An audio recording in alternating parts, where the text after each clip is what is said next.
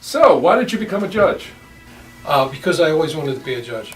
I was a mental health master appointed by the Board of Adjusters years and years ago. When Judge Gavin became a judge, he was the juvenile court master. They appointed me the juvenile court master to take over for him.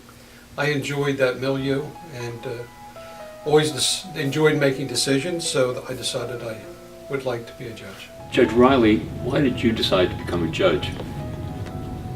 That's an interesting question. I never really intended to apply for a judgeship, and after about 24 years of litigating, I was getting to the point where I was looking for something else to do, and I almost bought a company from one of my clients. Unfortunately, he wanted too much for it, and I didn't, and then got the idea that maybe I could do something on the bench with the experience that I had at the 24 years of litigation, and that's why I eventually applied. Judge Smith, why did you decide to become a judge? I think really because I prefer to solve problems rather than to be a part of them.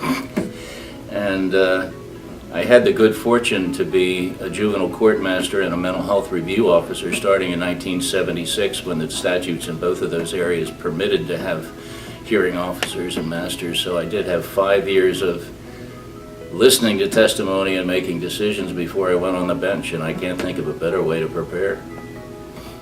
When you got to the bench, was there anything that surprised you? Actually, I don't know that I can answer that with anything clever or something, because there wasn't anything that surprised me, because as I say, I've been kind of doing it for 5 or 6 years when I came. The biggest surprise was the caseload.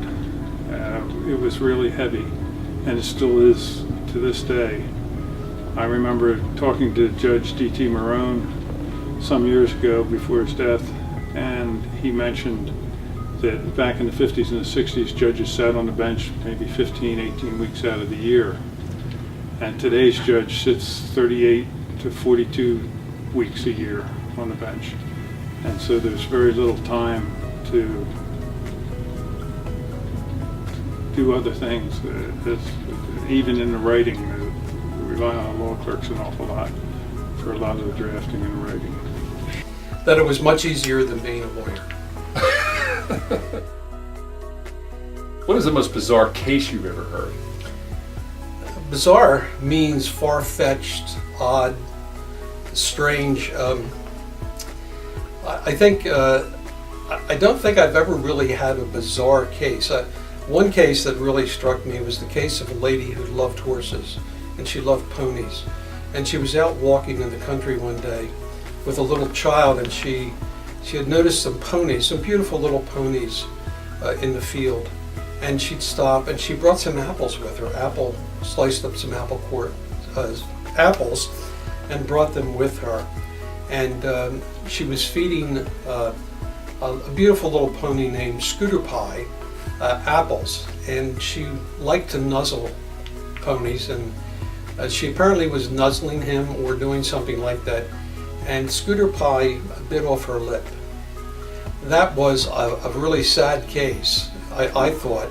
Not bizarre, not far-fetched, but you don't see that happening very often. But that always struck me as a terrible event for that lady and poor little Scooter Pie. Well, what is the most bizarre case you ever heard? Probably the most bizarre is a family law case that I heard toward the end of my tenure in family court.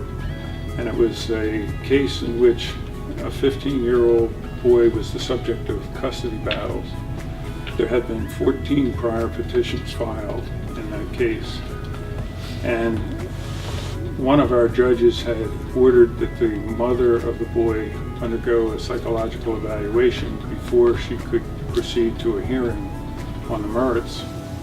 She refused to do so, and somehow her attorney got into the Superior Court without filing a petition and got them to issue an order compelling Chester County to provide a hearing within 20 days and file an opinion within 20 additional days. And it just boggled my mind that the Superior Court would do that, and that she was successful in doing that. ultimately I had to write about a 45-page opinion on the matter, counting the 15-year, 16-year history of the case. But it was bizarre the way it came down, and all of the rush. The irony of it was that attorney was one of about 12 that represented this lady over the course of the years, and she did not get her fee. She got stiffed by the client. I heard that afterwards.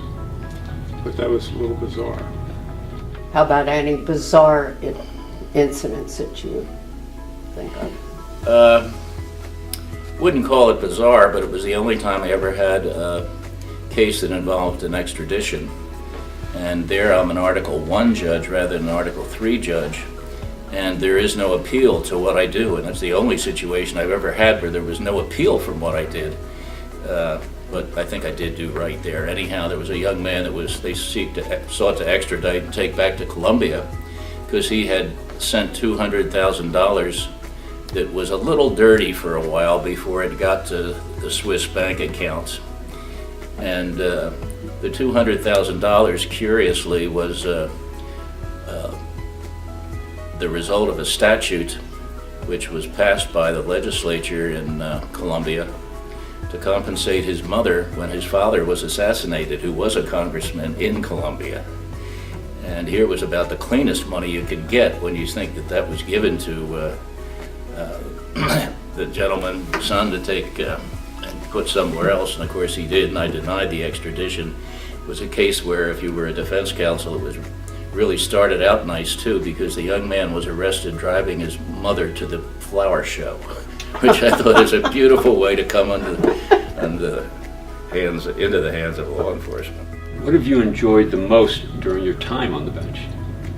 I would say watching a couple of really well-trained, well-prepared lawyers try a complicated case. It's kind of like having a 50-yard line seat at a football game, and you watch them go at each other and see if one puts out a strategy and see whether the other picks it up and counters it. And it's fascinating, and it's also very easy on a judge when two lawyers are well prepared and know what they're doing.